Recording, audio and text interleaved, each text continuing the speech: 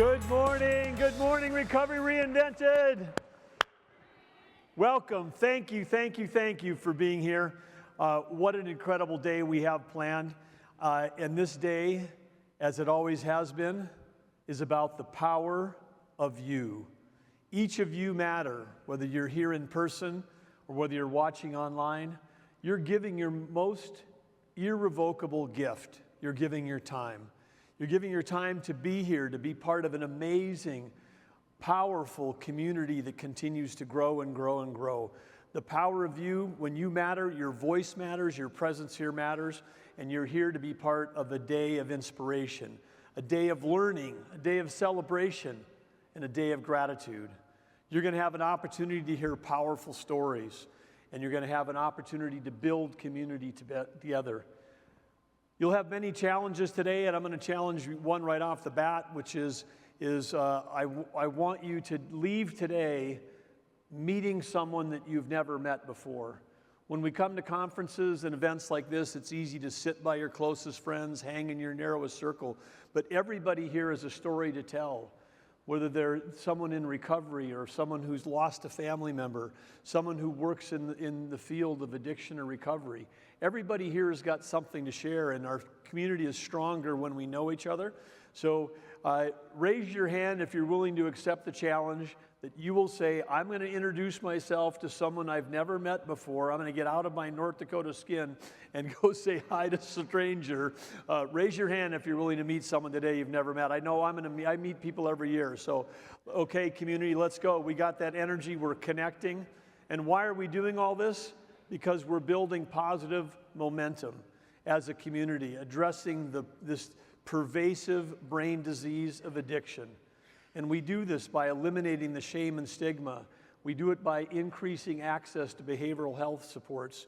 And we do it by creating a culture, which starts right here, normalizing the discussion around the fact that addiction is a disease.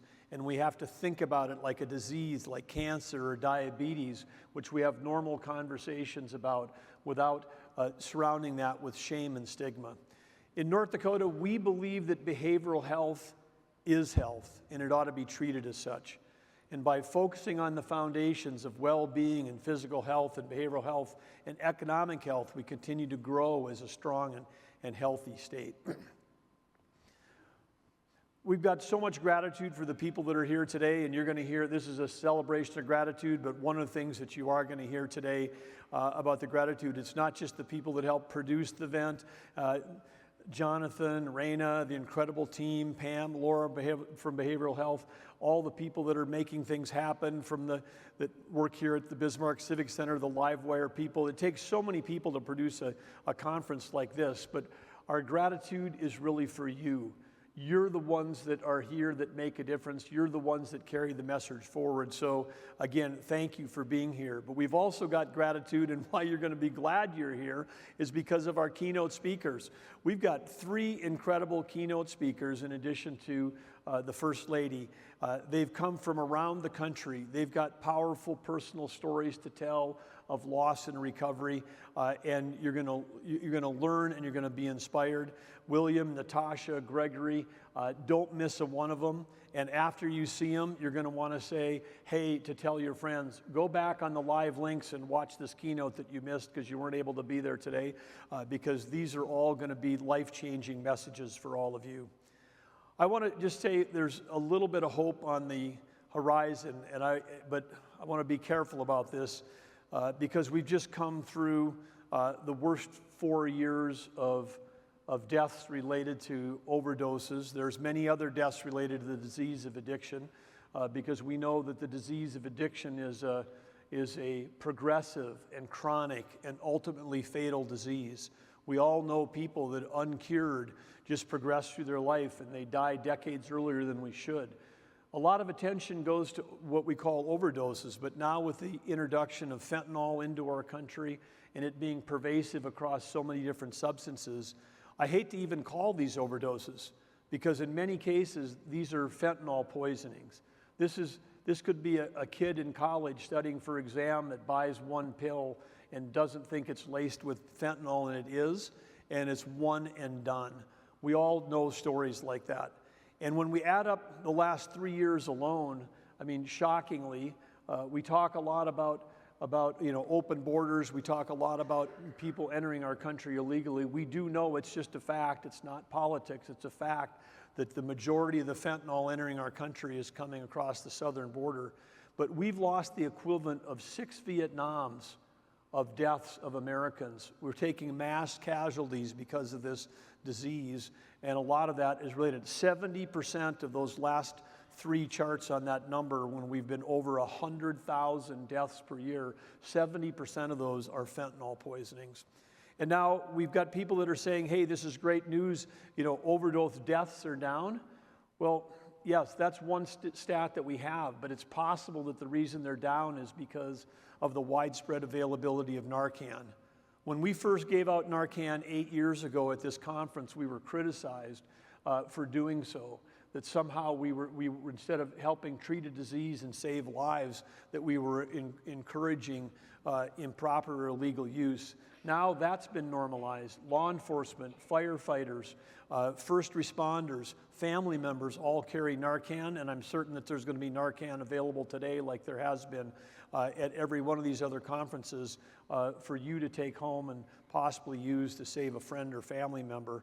So having a downturn in deaths is positive, because we don't want to lose anyone. There's always hope for recovery.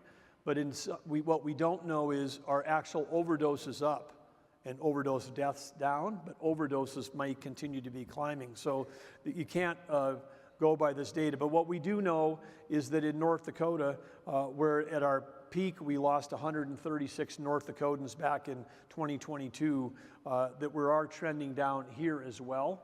And so again, we've got so much work to do, but less people are dying. That's good news, but we don't know that this means less usage. So anyway, when we talk about statistics that are this big, and we're talking about hundreds of thousands of people, more in a year than what we have in the entire, it'd be like waking up tomorrow and every single person in Bismarck, Mandan, and the surrounding area is gone. Dead, died. If that happened, that would be like it would just, in your memory, you'd be like, how could that have happened in our country? But when it happens one at a time, slowly, we just don't have it. We don't take a call of action. You add all those up to get to 100,000 deaths a year. It's 300 plus people a day, and every one of those individuals is a son, a daughter, a niece, a nephew, a mom, or a dad. They're individuals with real stories and real potential that we're losing. If we were losing 300 a day in an airline crash today, that would be the top story in the news. The top story in the news. And then tomorrow, if another plane went down with 300 people, that would be like shocking. Wow, we've had 2 in a row where we've lost 300 people.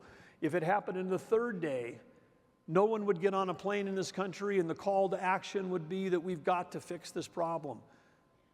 But every day for the last 4 years, we've lost 300 people in this country to overdose deaths. And where is the cry and the call for action? It has to start somewhere, and it can start right here with all of you. And we can be the pebble in the pond that starts the ripples. I just want us to remember that we're dealing with a deadly disease that we have an opportunity to make a difference on. So again, everyone here and everyone listening can play an active role in helping us reinvent recovery. There's so much that we can do working together on the ground as we work to help people in recovery. And one of the ways that we are able to work together is with our great tribal nations that we have here in North Dakota. We have 5 sovereign nations with whom we share geography, and many of them are here today. Thank you.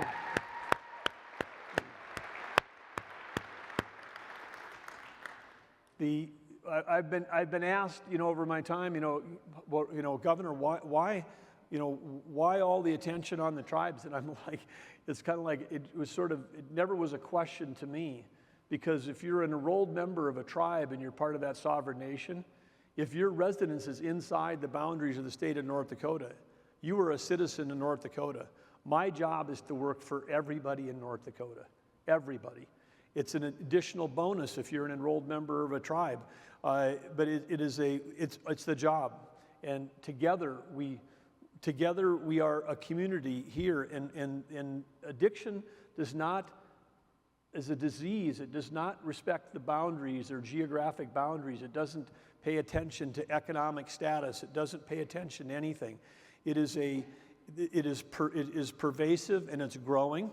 And as I often say, the tribal chairs have the hardest job in politics because they have to deal with all the challenges of leading their nation, but they also have to deal with a level of federal bureaucracy. They have to deal with the fact that if they're short of law enforcement, they're depending on the feds with the BIA to do that. So we know that those criminals that make money selling these drugs, they find sometimes a safe haven in pockets of ability to have less law enforcement because of the overlay of federal and state. It's a super complex thing, but it makes the job of being a tribal leader tougher and tougher. But what is happening in our tribal communities is big commitments towards recovery, towards facilities, towards the people there, and you're going to hear from some of them today. We've got to continue to work together. We're neighbors. We've come together in a good way. We've come together today in a great way, and we've got to keep working together. And I want to thank everyone in the tribal community, the tribal leaders, the tribal chairs that I've had a chance to work with. Some of them are here today. You're going to see some of them on stage, but together we're making a difference, and I want to say thank you to all of you.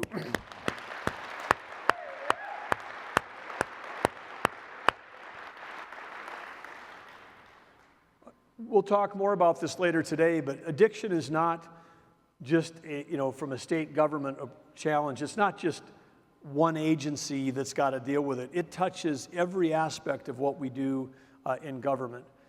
It touches our criminal justice system. It touches the highway patrol. It touches game and fish. It touches parks and rec. It touches our school system, because we know that we've got issues with addiction and the children of people who are living in families with addiction in our school systems. So we know that we have it on our campuses. It touches everybody. There is not a family, a community, an organization that is not touched.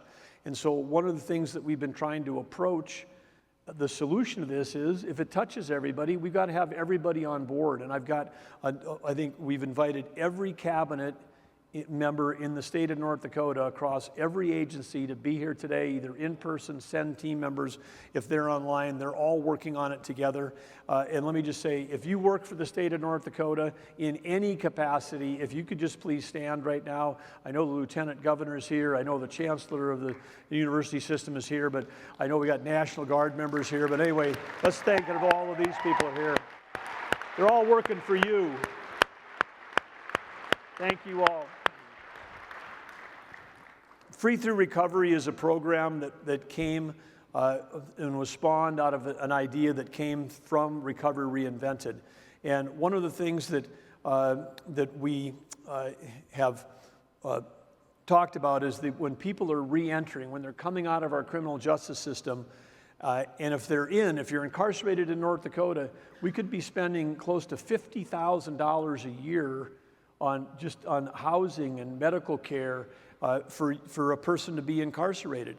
And if 80% of the people that are involved in our criminal justice system in North Dakota have a substance abuse disorder, then we have to start thinking of our whole criminal justice, the incarceration. It's about DOCR is corrections and rehabilitation. We got to focus on the R part of that, the rehabilitation.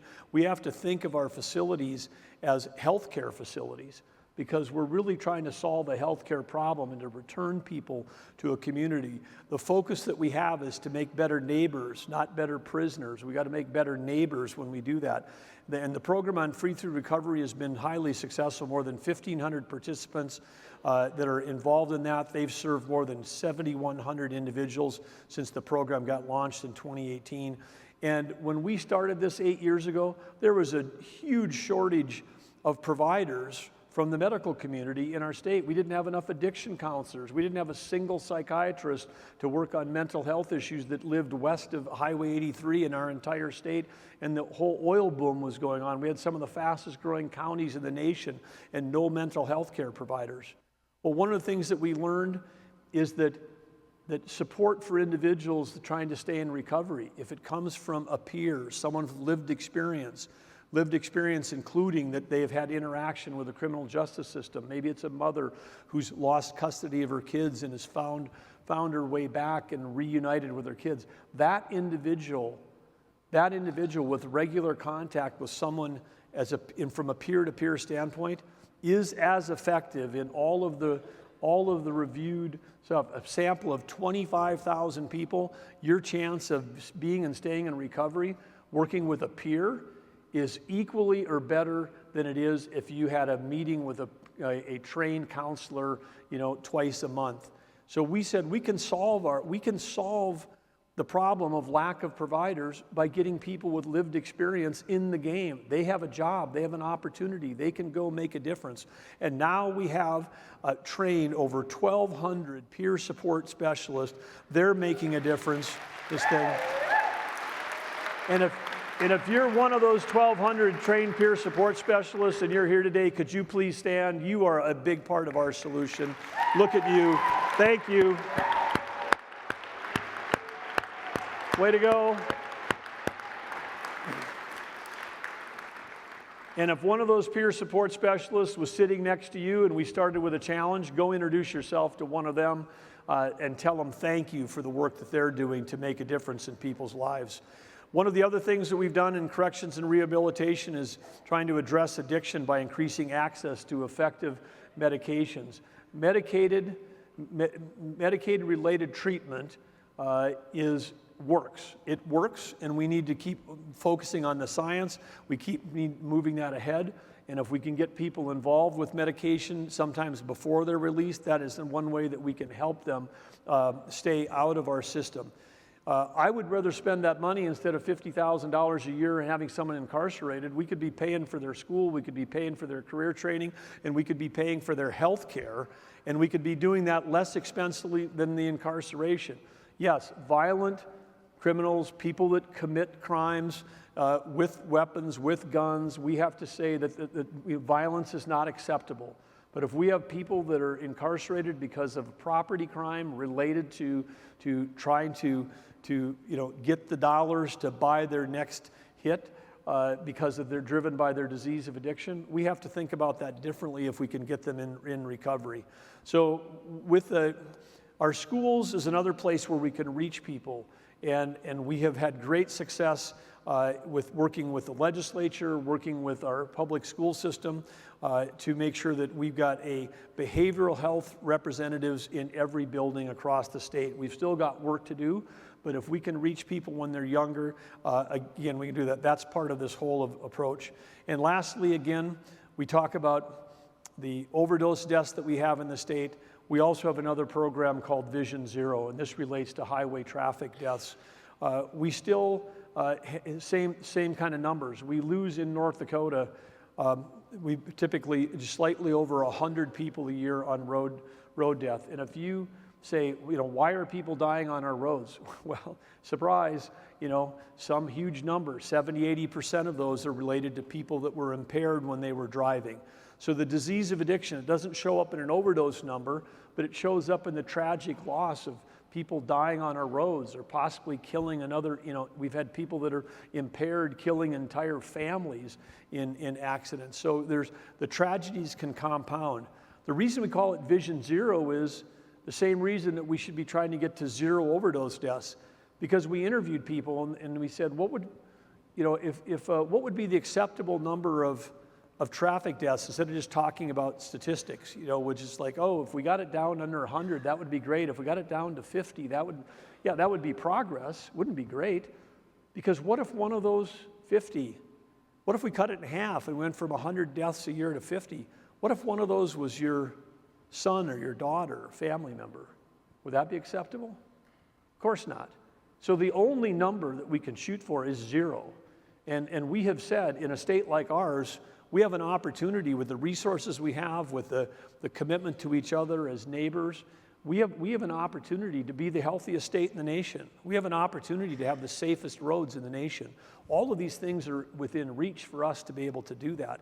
And so Vision Zero, the Highway Department, I know they're here. I know the Highway Patrol is here. I know Game and Fish is here. They've got badged officers that run into people that are impaired when they're out hunting. Our Parks and Rec people they've got badged officers. We have people with the disease of addiction that end up in our state parks, part of the 100,000 plus overnight visitors there. Everybody working together, and our Department of Transportation building out so that our roads are safer.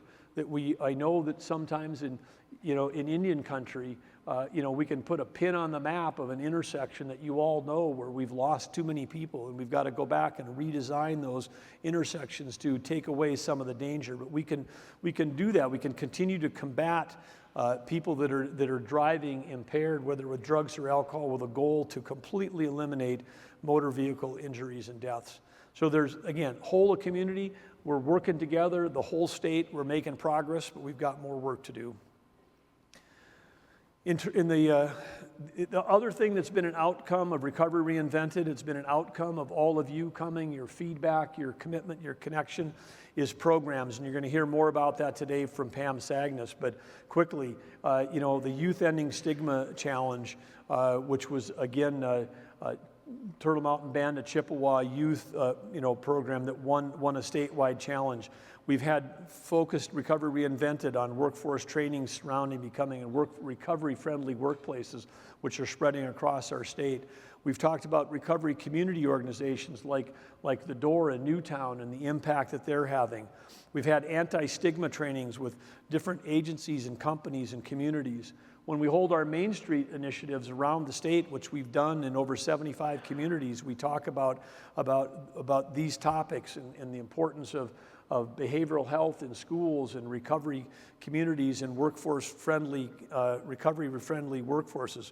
Recovery Reinvented has been working hard to bring the joy of recovery to all corners of the state, and that is actually happening. But we've done it in part because of your voices, your stories that have been here at this, that have come here, and you're going to hear more people and their stories today. This helps us change minds, helps us change attitudes. It helps us eliminate stigma, and when we do that, then more people are willing to seek recovery, and which can save lives.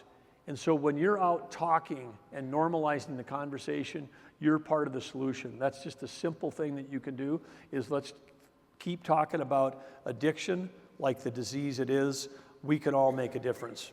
And when we do that, then we're delivering on the 6 words. When we came into state government 8 years ago, there wasn't a unifying thing. We had 157 different websites to interact with the citizen.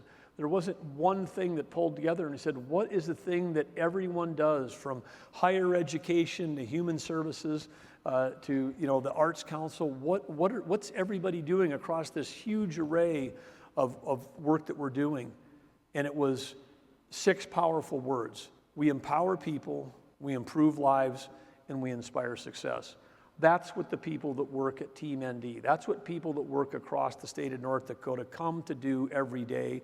Recovery Reinvented embodies the spirit, and we collectively find ways to get our arms around the big challenges before us. And one of the things that when we approach those 6 words, we approach it with certain values. And one of the key values that we have brought is with humility. Because humility has got 2 components. The first part of humility is, I can learn from anyone. Before I even knew that Recovery Reinvented was a thing, before we even had the idea, before Catherine had even said, I'm going to come out and talk about the fact that I'm a person in recovery. Before we even got to that step, in my very first address as governor, I told the story about the fact that I was walking to work in downtown Fargo, and I met someone that I thought was in their mid to late 20s. Turns out that he was only 19 years old. He was homeless. He had a serious meth addiction. He was literally freezing. I invited him to come into a building that I was going into to warm up, found out a way to connect him with someone that could provide services. And in that conversation I had with him, I learned more about what was broken about some of the things that we were doing to dealing with people that were in a moment of homelessness, that were dealing with the throes of addiction. I learned more of that in that 15 minutes than I could have learned if I'd have gone to days of seminars. And I think the point here is that part of humility is understanding we can learn from anyone. We can learn from other people's lived experiences. It's not how many degrees of education or where you went to school or who's smart or who's not.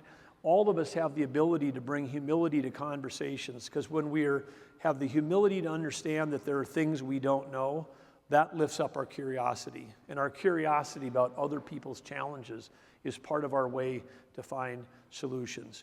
So the misconceptions, the prejudices that we've been taught, people have grown up believing and been told for generations that addiction is a moral failing.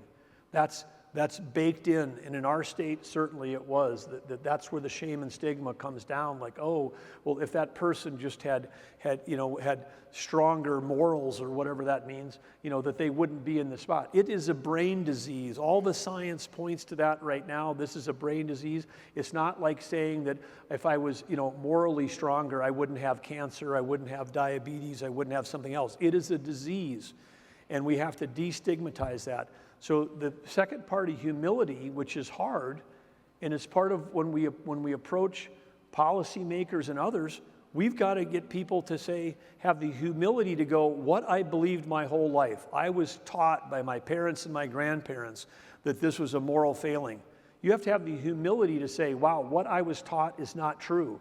There's new science, there's new information, we've learned new things. We have to have the humility to let go of what we thought was true and have the courage and the curiosity to find new solutions and new approaches. So the way our path through this actually includes humility and curiosity. Those two things are essential tools as we try to change the view of the world around the disease of addiction. And when we do that, then we can focus on hope. We talk here about dream, hope, act.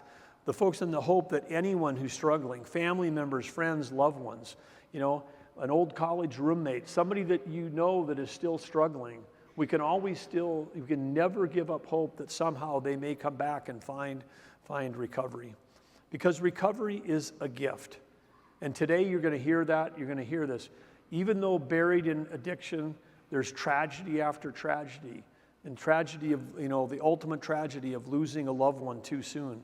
But we're also here today to celebrate that recovery is a gift, and we're in a room of people who understand that.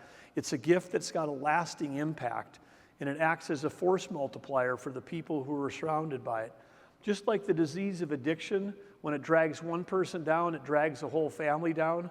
When recovery occurs for that person, it can lift their friends and their family above. And with the person in addiction, they seek recovery and they maintain it, the positive outcomes are incredible. Today, the data would indicate in America today, 20% of American children, 1 out of 5, is living in a home where one or more parent is using drugs or has a substance use disorder. This, of course, can lead to neglect, negative behaviors, impacts, trauma, issues in school, financial struggles for the family, difficult, maintaining employment, a host of other issues. These are things that then become multi-generational. If we solve the disease of addiction, for that one individual, the benefits are so many. It's improved relationships with family members. It's the reduced amount of stress and anxiety. It's the reduction of trauma and enhanced quality of life. Less burden financially and others on what's going on, and of course, creating an opportunity environment for learning and growth. So the force multiplier of solving one person who's dealing with the disease of addiction is automatically a multiplier of everyone they come, their classmates, their friends, their family, their parents.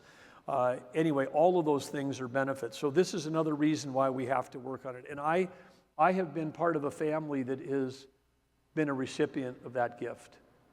Catherine's recovery. Catherine's recovery is not just a gift for her, it's been a gift for our entire family. We have learned so much from Catherine. Myself and our 3 kids, we've learned about never giving up hope. We've learned that while the work is hard, it's worth it. It's worth the work because you never know where your life can go. I mean, you've heard her say, at the depths of her despair, there wasn't a chance in a world that she thought, hey, someday I'm going to be First Lady of North Dakota. That was beyond concept for her to think about that. An introvert who was afraid to speak in front of, even her closest friends, that she would somehow be delivering keynotes on the national stage, not just here in North Dakota. So when you have hope for recovery, things can unfold in your life that aren't even conceivable today, but the reward exceeds the effort. And then the other thing that we've learned from Catherine is it's one step at a time. It's one day at a time. And it gets easier and easier to change your life, but it's just one day at a time.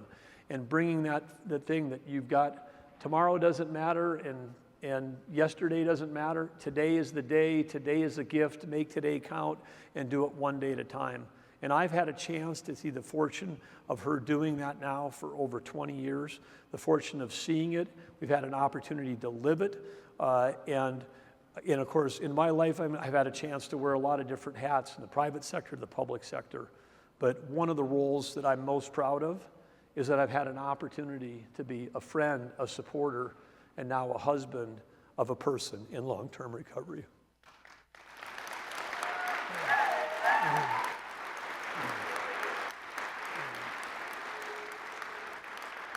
Because Catherine's recovery, we know, and the movement that she started, it's not just saved her life, it's enriched the lives of so many people around her, including myself and our 3 kids and her family. It's truly been a gift to me and to everyone that she encounters. And her willingness to carry a message of hope and eliminating stigma has helped so many people. And I got to see it not just in North Dakota, but I've seen it around the country. And so as we've connected the recovery community in a powerful way. And as many of you have had a chance to see her, but when I see the understanding and the empathy that she brings to people who are struggling, there's no other community in the world that lifts up people like the recovery community. And her voice that she's used, I think the word that stands out for me is courage. Whether she went from the depths of her disease to, being invited to the White House to contribute on national matters related to the opioid crisis and related to the disease of addiction. She being a featured speaker back in 2022 at the National Illicit Drug Summit. Board members, she became a board of trustees of Hazelton Betty Ford, a national organization that's doing so much. She served as speakers at South by Southwest, one of the biggest conferences in the world, invited there to be on the stage. But all of that, which are things you could add to her resume, and there's a list that's much longer than that. The thing that I find even more impressive is the stuff when she's not on the stage, when she takes the time to connect with youth, with community members, young people she's mentored, and the boots on the ground in our state to work with the people who are touched by addiction and recovery. And the movement that is Recovery Reinvented would not be possible without that initial push from her, that initial leap of courage. And we've been so fortunate to have her courage here in our state, in the recovery state, because she's used her story in the platform to galvanize hope, to push for change, to fight for the resources that we need. She is humble. She's got that humility. She's got the curiosity. She lives every day in gratitude. But the thing that I think that we all know is that in North Dakota, we have the most courageous First Lady in America. Let's give it up for our first keynote speaker of the day. Here she is, Catherine Helgas Burgum.